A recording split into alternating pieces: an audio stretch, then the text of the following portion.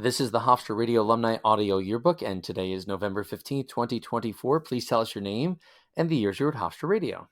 My name is Tommy Smart. I was at Hofstra from some point in 2013 to 2016. Okay. Well, thank you so much for coming in and sharing your stories with us today. When you were at the station, did you have any titles or positions? I was the founder, creator, and executive producer and host of the screening room for those 3 years. Okay. What other shows or programs did you work on? I did a little bit of Newsline, not a ton, but a little bit. I remember I did business reports. I did a little bit of, I think I did Rock and Roll Oasis a couple of times. I did, I know I worked on, R&B Serenade with Frank and Gordon. I did that. And then, but after I started the screening room, that was my spot. And I don't know if I ever did anything other than that after that. But I really liked R&B Serenade. That was a lot of fun. Frank and Gordon were really nice to me. Yeah, they're fantastic guys, and they're still going. I think it's about 38 years they've been doing the show, which is just phenomenal. Oh Something my like God, that. really? Yeah, That's so 36, 38 years. I just saw Gordon at the Hall of Fame induction, and I can't remember if he said, because I saw him and Giovanna, who does the Italian show, and they both have been there an awfully long time and still going, which is just amazing. awesome. No, that's really great to hear. I remember, yeah, I think when I was there, yeah, that when I was there it was about like 23 years they were doing it. But it's a good show. I like how they use the vinyl, the 45s. Yes, yes, and they're quick songs, so it's constant. You're always going. Yeah. So, when you were on the air, did you have any nicknames or on-air personas?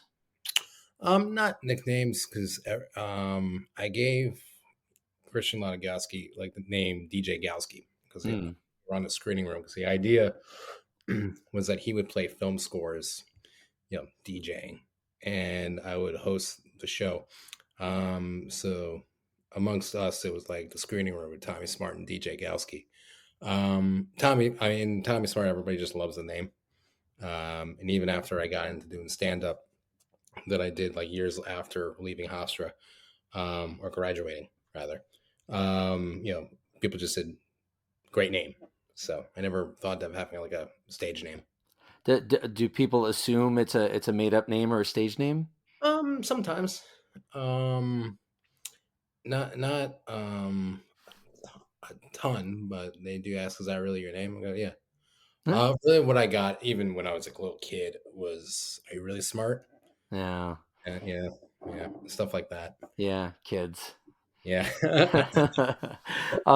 Okay, so I want to talk to you about getting started at the station. It's a two-part question, and however this makes sense to you, but I always want to know what brought people to the station to begin with, and then if you could describe what it was like when you got there, maybe people that you met or what it looked like or smelled like, what was happening when you first got there? Oh, cool. So it was freshman year, I applied. I believe my first semester, and I remember interviewing with John Mullen, who was the operations manager at the time. And he was very much John. Anyone who knows John knows what I'm talking about. And he was a very fast talking New York guy, and didn't really, I don't think, look at me in the eye when I talked to him, and didn't get in that semester. But I did the following semester. I remember interviewing with Ed Ingles and a girl named Ashley Armstrong, who was in the room at the time. I remember interviewing in Bruce Avery's office, who was the GM.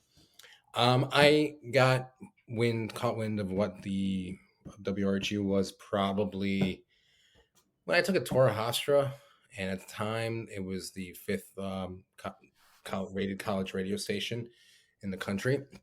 And I was sitting in the student center with a friend of mine, Johannes Sorto, and a guy named Taminar Turner, who was already in the station. I knew him from another club I was in. He was just telling me about the station and said, "Yeah, you should go apply." So I walked into their office with Johannes Sorto, kind of dragged him along, like I did with everything else. I dragged him to Mhm.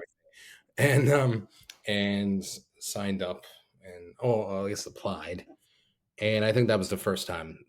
I applied to it. And so WRHU at the time, was the fifth college radio station. They were doing the Islanders shows, games rather, and had a good reputation. And when you're 19, it sounds really sexy and professional, so and really cool. So yeah, I figured only good things could come from being a part of that. And I really wasn't a big radio guy at the time. Or there wasn't anything that really interested me about doing radio, except for just the fact it was still broadcast, creating something, entertainment. But it was at the time it was very hard news and music. Hmm. Hmm. Yeah. So, two more questions to follow up there.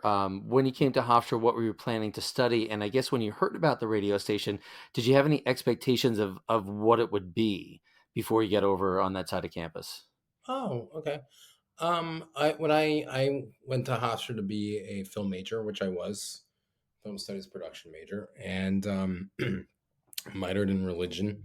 I was originally going to be a history minor, but I ended up having some credits for some religion courses I took it, and it wouldn't be hard for me to become a minor, so I did that. But I was a big cinephile, and um, went to Hofstra for that. And then when I saw the radio station, during not that training, when I took a tour of campus, there was a girl that was giving a tour. She was like, "You can create your own show," um, and which wasn't entirely. I mean, you could, but like it wasn't entirely like just walk up and there, "Hey, I want to create a show." And there was one guy when I was in the office after I'd been a member there. A kid just walked in and said, "Hey, I want to create my own show." um, just walked in, total no social graces at all.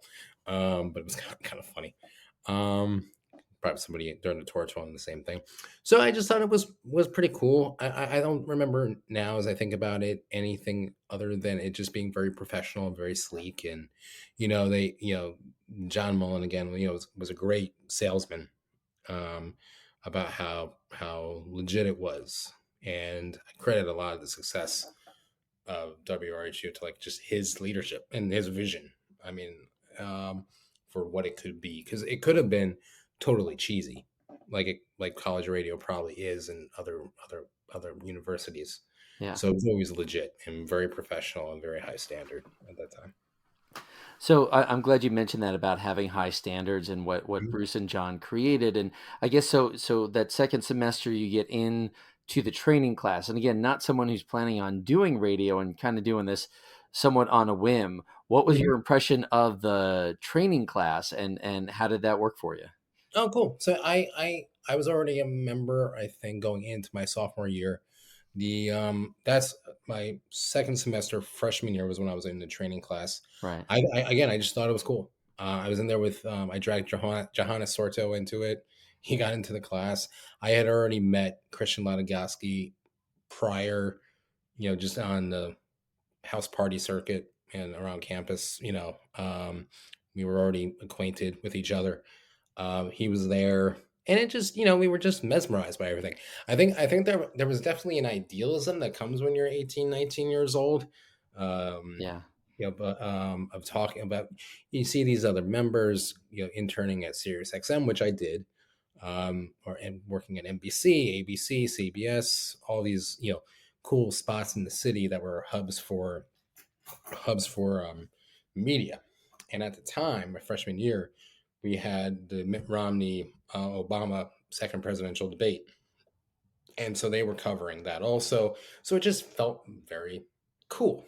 And then Bruce, does that whole, at least did that all. I like the sleep night speech, Yeah. really hyping us up. So I just felt very hyped. That what we were doing was getting into something that would be really cool. Um, and yeah, I mean, if I'm being honest, some of it was probably boring, the more technical side of things, but like it was always just seemed, you know, put me in a good mindset. So I think I'm overall pretty positive, um, Yeah. and just got me hyped. I think that's a big thing to take away from it. It kind of started my, what you call it, my ego about, yeah. I can make something cool, which I thought was cool. Um, yeah. I guess if you're thinking about doing a film career or studying film, you have an idea of things that you want to create or do, but it's a different medium. And I guess some of the Mhm. immediacy of radio is kind of cool. Like once you learn those technical things and what which button to do, you're on the air. Whereas making a film can take, even a short film can take weeks, Oh, if not months. But there's an immediacy and a primacy. Like, mhm. oh yeah, let's do Yeah. this. So that must have Totally. been very attractive. Oh, totally. And years later, after when I started doing stand up, that's when I talk about what was so cool about stand up. Now, to bring that back to radio, though, I say the same thing about stand up as you said about radio, the immediacy of it. Mm, I mean, I just wrapped production on a web series with Christian Latagowski again, but I started writing this pilot back in January, and now we're in November, and I'm just shooting it now, and we're editing it now. Point being is, yeah, it takes a long time to make a film. It takes a long time to make even a TV pilot. But the immediacy of radio is cool. Is yeah, you turn it on and you just start talking. And what's kind of been cool now about podcasting, in a way, I mean, I have mixed feelings about podcasting hmm because I think in some ways the art of broadcast, and I mean very traditional broadcast, um, has gotten a little watered down. It's become more casual. People like because of people like a Howard Stern, and then you have Opie and Anthony, and then now you have Joe Rogan. These long form conversations where people are just hanging out talking is not necessarily broadcast, but it is this immediacy, this instant gratification of turning on a mic and just talking, and you're creating something. You're creating content. Now they call it content. hmm That part is very fun. And then when you're talking to your friends, as I was doing with Christian and other members that were on the screening room, it was you talk about nostalgia. I think we talked about nostalgia before we started recording, and yeah, that's some of the stuff I miss, just hanging out talking to your friends. But yeah, that's a cool part about WRHU and radio and podcast, or it's just you can just turn on a mic and talk, and you created something, and people can consume it. So there is that. It filled some kind of a need, which was interesting. Yeah, yeah. So you get through this training class and you've got these friends and you figure things out. Now it's time to get on the air or behind the board for the first time. Do you remember getting on the air? And if not the most specific time, do you remember your feelings of anticipation or nervousness? Um, cool. I think it was probably when I would go on, probably when I was doing either Rock and Roll Oasis or one of the other shows, or maybe it was. I'm trying to remember if I remember. I remember like in when I was accepted into the station, and there was training with Ed Ingles Mm. and Shannon Ferry, who's now on New York One. They complimented my voice as sounding like Edward R. Murrow. Hmm. Yeah, not something you forget easily. Um, and that was pretty cool. That was a cool moment, I remember. But I think being on the air, yeah, I was a little nervous.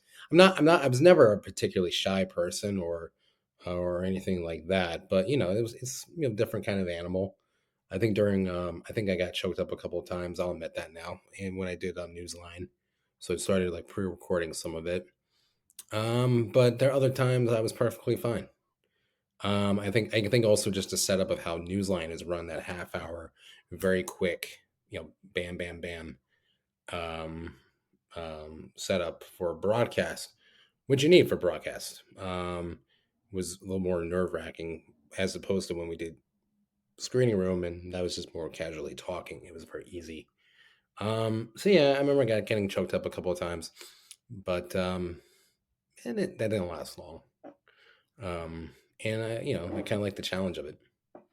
Yeah, I imagine when you're still pretty new and there's a setup like Newsline, which I imagine you probably had anywhere from half a dozen to a dozen people working on that between producers and engineers and reporters and things like that. And it's on a schedule and it's like you said, it's well produced and it's slick and it moves. That must have been a little bit intimidating getting started there. Yeah, yeah. I think in the beginning, and you're meeting all these people, and you're figuring out, who's where everyone is on the totem pole. And yeah, it was Yeah. a little nerve wracking, but not, but it was exciting. You know, it wasn't like even. I was telling somebody about this recently. Like, you know, when I was a kid, everyone talked about anxiety, and now everyone talks about anxiety like it's this horrible thing. You know, but I remember like being explained what anxiety was when I was a kid. It was kind of like a positive nervousness because, oh my Oh, god, this is so cool. Or it doesn't mean like, oh my god, I can't do it. It's just like, oh my god, this is so cool. You know, like I'm hyped. You know, kind of a thing. Maybe there's a little bit of butterfly. Sure, there definitely are butterflies, but it's not like a oh my god, this is such insurmountable. How could I ever do this? It was just something to, you know, yeah, way better than what a lot of people I knew were doing at the time. Like yeah. cool. Yeah.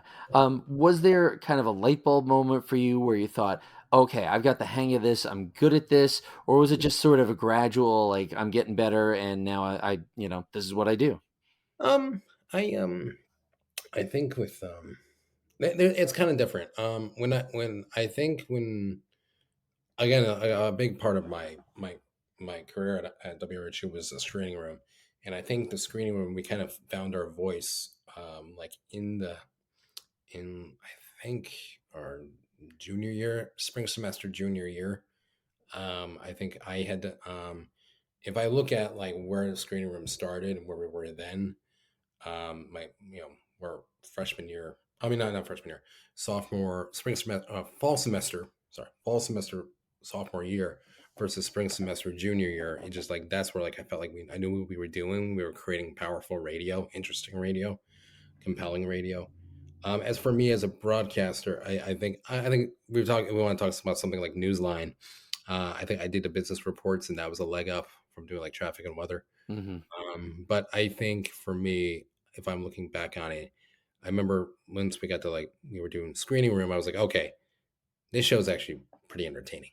Um, that I think there was that light bulb moment around there, Yeah. and we're doing cool stuff.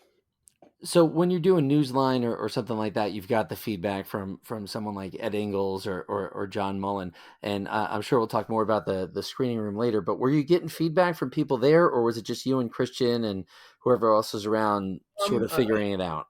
I remember Ashley Armstrong was pretty cool. She was pretty helpful. At the time. There was a guy named Rich DeCourt, who he was a character. Um, he was kind of a hype guy. Um, I don't remember anyone really commenting. Adding, I mean, that compliment about my voice being like Edward R. Murrow's. That was the big compliment I got from like Shannon and Ed. But I don't remember them um, really paying attention to my script reading or anything like that. I mean, I think it's whoever was producing Newsline at the time was like interested in like writing my copy was pretty strong. Um, but outside that, no, I don't remember specifically having a conversation with it. I don't think they, and again, I don't, and I think it's just because they knew me once I started, pitching the show, the Right. screen show. Not to say that people weren't like super cool and helpful. It's just I don't remember a specific conversation. Um, Probably because I think that's where I just kind of blossomed and found my place at the station when I was when I made my own show. Yeah, I think it's really interesting that you've got someone like Ed Ingles and other people around to help with Newsline, and a lot of people have talked about how intensive it is, and you sort of have a recap afterwards. But then there's a lot of the music program or the weekend shows where people are like, I've got an idea, I've got a passionate thing, I'm going to do it. And I was just trying to gauge like the level of support that you're getting for screening room versus like other things that were happening where there's a lot of people involved all the time. I think because it's interesting. That's interesting, Brian. Because now I sit here and analyze it, I wasn't really really making a name for myself. I wasn't really. I mean, maybe I'm shy. Maybe I was shyer than I thought I was, or than I remember it. But it was that's when I started making noise, and people kind of like recognized who I was, Hmm. and Christian for that matter, was when I kind of puffed out my chest, bragged about myself, and said how great the screening room would be. Um, and how amazing it was. Now to be fair, like we always, I always liked talking to Ed. Always had these stories. I remember Mm, talking to him at one point of the all staff meeting, or no, the banquets, and because he told me he was telling, I was reading a book about Malcolm X, and he was telling me how he interviewed him. So I wanted to get his perspective about who Malcolm X was, and because I was reading this book, and he was just a fascinating character in history, and for various reasons, and he was just telling me so ahead of his time. So I really liked Ed from like that kind of perspective.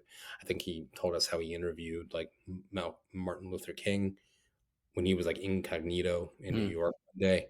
That part really fascinated me, and that's where I kind of valued him as like this broadcast historian and career man.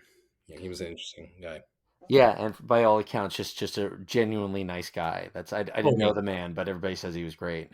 Oh, he was, yeah, he was, yeah, very sweet. I remember seeing his wife come in and make him lunch. Mm, And that was always wonderful. And I think he had his son around a couple of times.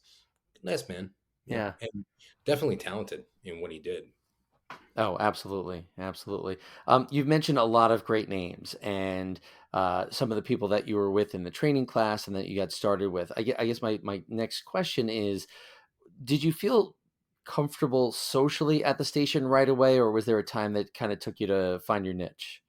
No, yeah, I always had Johannes Sorto and Christian Lagowski.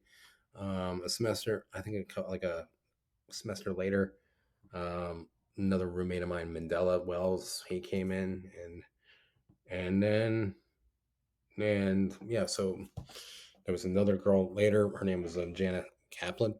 Um, she was cool. So I had my little clique. But so yeah, socially was fine. And Sammy Chichester, she was, I think, head of music or talk. Don't quote me on that. She was a part of, I think, of one of those things. She was on the E board. She was really cool. I knew her from a Hofstra Libertarians Club, and so she was really rock and roll. She was pretty cool. So her I liked. Shannon Ferry was very nice. Um, so yeah, pretty cool people. I didn't feel like, I mean, I wasn't like part of like the sports department. It was like their own little frat, you know. Right, right. That just didn't interest me, so I didn't really talk to those guys a lot. And then some of the people from the music side of things, and then I like talking to Frank and Gordon because of those music historians. Basha was very nice. Sure. Yeah, yeah, she was a character. Um, and so yeah, yeah, yeah. I think I was fine. Again, I think some. I mean, looking back on it now, some of the kids were like had a big ego because they were on the air and thought they were really cool. You know what I mean? Huh. Um, and thought, which is cool. It gave, it probably, that station has probably given a lot of young people like confidence that they didn't have in themselves before. Um, which is pretty awesome. But yeah, yeah, I had my own clique at that time. Yeah, I love what you said about, people getting confidence Mhm. and some people coming into the station maybe aren't outwardly outgoing, but they have something to say and something about being on the mic and being on the radio. You're not on camera, you're not in front of a Mhm. big audience necessarily. It allows people to find their voice and find something. And it sounds like everybody has that for a certain level, but it's a nice place to be. It's a nice opportunity. Yeah, yeah. I mean, I just know from someone who's like done camera stuff and been on the air. I think you can be more improvisational. Yeah. When you're on camera, you have to focus more on how your hair looks, where are you looking, where's your eye line, you how are you dressed. It radio lends more to the imagination. Um, and yeah, you could totally just, I think the longer somebody talks, um, the more they'll eventually just say how they really feel. So it allows them, I've noticed, people to be more vulnerable. And yeah, yeah, yeah. And then I mean, being on the air, going to go cover events on site, sometimes talking to famous people in business and politics and entertainment. That can definitely give you the confidence, you didn't have, because you didn't, I don't know, you were shy when you were a kid, or when you were, yeah, I think everyone's got a different thing that just like helps them break out of their shell. And I think for that station probably did that for a lot of people. Yeah, yeah, and I think knowing you have a support staff and there's training and there's all that Mhm. kind of stuff that the station brings and helps bring people out. I've really enjoyed hearing your journey, and I think I kind of know from what you've said already how you might answer this question, but I'm compelled to ask anyway. When you first showed up at Hofstra Radio, when you first got into that training class, do you remember what you thought Hofstra Radio would be, and then what did it become for you? I thought it was, yeah, it was kind of just, and you said it. It was kind of on a whim that I did it. I was kind of like, I was joining a lot of different clubs and organizations, not everything I stayed with, just because of various reasons. But just wanting to, do as much on campus as possible, and thought it would just be something good can come from it. And I Right. remember, me and John, we were into this like uh, this Aaron Sorkin show, The Newsroom, and that was about Mm. broadcasters. So it was kind of fascinating timing. I mean, you had the debate on campus, you had the presidential election, you had us watching the show, which is about like broadcasters in New York. And I thought maybe it would be something like that. Um, that glitz and glamour. When you watch, you're so influenced. People are so influenced by what they see on screen. Hmm. I'm a product of that. My entire world has revolved around like Seinfeld and Bruce Springsteen. That's, but and it's, so I think there was that, and just being impressionable in a young teenager, and somebody hyping you up to really, and I say that in a positive way, to really aim high. That was something that I was told by John Mullen many times, um, and then what it became, was a place, and I wrote, and we can talk about this in another time too with the screening when you want to talk about the screening room. But when I pitched something about, for putting cameras in the studio for so I could film the screening room and put it on YouTube. I was trying to be something that was like, one, leave a mark on something, create something that wasn't there before, Right. which is what, we talk a lot about confidence on the show, probably where I got confidence in myself. And then two, creating something that I thought would last, and building a legacy, which is something that Bruce Avery talked to me about privately. Um, so yeah, I mean, what it became was just something that was a big part of my time at Hofstra, um, and so it's kind of intertwined with a big part of my chunk of my college career, and yeah, something to live up to, because I mean, I thought I was doing a lot, and there was, yeah, so it's a lot of different feelings about, there was a lot about movies, and radio and friendship, and creating something, entrepreneurship, in its own way, or entrepreneurship. I found out that term. That's another Mm. term. Um, um, yeah, so I can't distill it down to it. I guess nostalgia, because I remember writing that it would be a time that everybody who would be on the screening room would look back on it with nostalgia, and how many people get to experience that, you know, that kind of a thing. Um, yeah, just something that was extraordinary, I think. Um, and there was definitely a sense of friendship there. And I just intertwined it with the station itself. So I'm really talking about my own experience, and what it allowed me to create amongst my friends and I. So, Yeah. yeah. Yeah, it's so many people I've spoken to said, they came in with not necessarily low expectations, but just looking to do something fun, and then they found these friendships and Hmm. this source of meaning and purpose, and that carries with it. And the fact that your show is still on the air, what was it, 11 years later? That's what a legacy. What a great thing.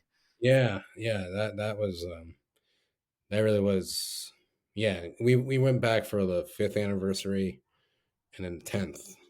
Christian and I, and yeah, for it to be on another year, another one. That's wild. And the fact that Christian and I are still producing stuff to this day, that's remarkable. It's amazing. This has been so much fun. I do want to ask you more questions about the screening room, and I'd love to get you and Christian together. And I don't mean to Yeah, put you sure. on the spot on the air here, but it would be great to get more stories from you. But right now, thank you so much for taking the time. This was great. Yeah, of course. Thanks, Brian. Appreciate it.